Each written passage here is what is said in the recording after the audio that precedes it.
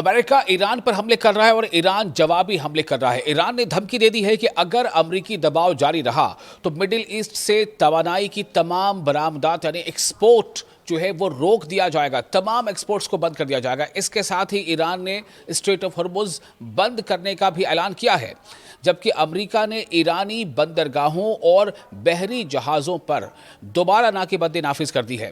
دونوں دیشوں مسلسل 5ویں روز ایک دوسرے پر اسی طرح سے حملے بھی کر رہے ہیں اور لگاتار اس پہ یہ کوشش ہے کہ حملے کے بعد دونوں ایک دوسرے کو چاہ رہے ہیں کہ دباؤ بنایا جائے۔ امریکی صدر ڈونلڈ ٹرمپ نے بھی ایران کے جوہری پروگرام سے منسلک ایک اہم زیر زمین تنصیب جسے پک ایکس ماؤنٹین کہا جاتا ہے اسے نشانہ بنانے کی دھمکی دی ہے۔ یہ ڈونلڈ ٹرمپ کی دھمکی ہے۔ ٹرمپ کا کہنا ہے کہ اگر ضرورت پڑی تو امریکہ اپنی کارروائیاں اور زیادہ ایکسپینڈ کر سکتا ہے۔ تفصیلات کے مطابق امریکی ناکہ بندی یعنی امریکی بلاکیڈ یہ بدھ کی صبح نافذ ہوئی ہے، جس کے فوراً بعد امریکی فوج نے تقریباً 90 منٹ تک ایرانی ساحلی دفاعی نظام یعنی ڈیفنس سسٹم اور میزائل ٹھکانوں پر حملے کیے۔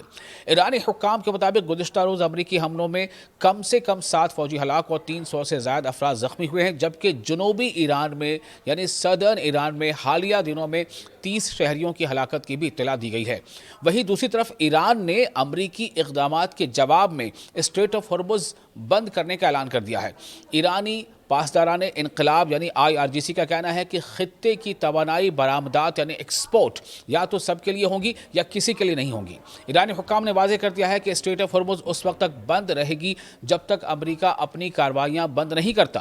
ایران کے نائب وزیر خارجہ کاظم غریب آبادی نے کہا ہے کہ امریکی ناکہ بندی نے دونوں دیشوں کے درمیان موجود عبوری مفاہمتی فریم ورک کو تقریباً ختم کر دیا ہے، جس کا مقصد مذاکرات کے لیے ماحول بنانا اور اسٹریٹ آف ہرمز کو کھلا رکھنا تھا۔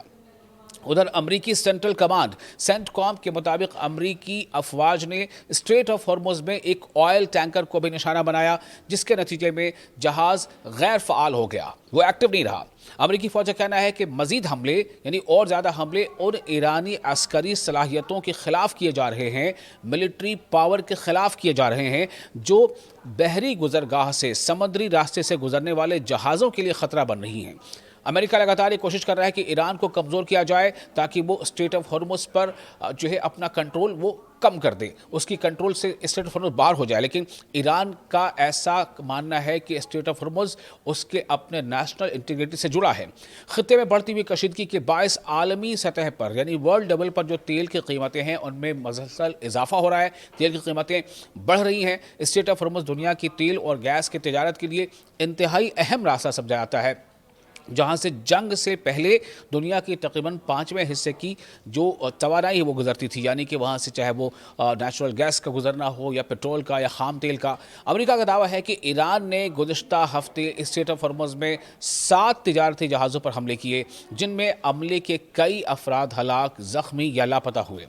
دوسری طرف ایران نے بحرین، جارڈن اور کویت میں موجود امریکی اڈوں سے منسلک جتنے بھی ٹارگٹ سے ان پر فضائی حملے کیے ہیں۔ جارڈن کا کہنا ہے کہ اس نے ایران کے 3 بالسٹک میزائل فضائی میں تباہ کر دیے، لیکن وہاں بھی حملے ہوئے ہیں، جبکہ کویت نے ایرانی حملوں کے نتیجے میں لگنے والی آگ پر قابو پانے کے لیے ہنگامی اقدامات شروع کر دیے۔ ادھر ایرانی فوج نے امریکی حملوں کو جارحیت قرار دیتے ہوئے خبردار کیا ہے کہ اس کا جواب فیصلہ کن اور سخت ہوگا، یعنی ڈیسائسو ہوگا اور بہت ہارڈ ہوگا۔ جو کامنٹیٹرز ہیں ان کے مطابق موجودہ صورتحال نہ صرف خطے بلکہ عالمی توانائی منڈیوں اور بین الاقوامی سلامتی کے لیے بھی سنگین خطرات پیدا کر سکتی ہیں۔ آپ کو یہ ویڈیو کیسا لگا؟ اس بارے میں اپنی رائے ہمیں کامنٹ باکس میں شیئر کر سکتے ہیں۔ ویڈیو اچھا لگا ہو تو آپ اسے لائک اور شیئر ضرور کریں۔ آپ دیکھ رہے تھے نیوز 18 کا سوشل میڈیا پلیٹ فارم، میں ہوں وصال اعظم۔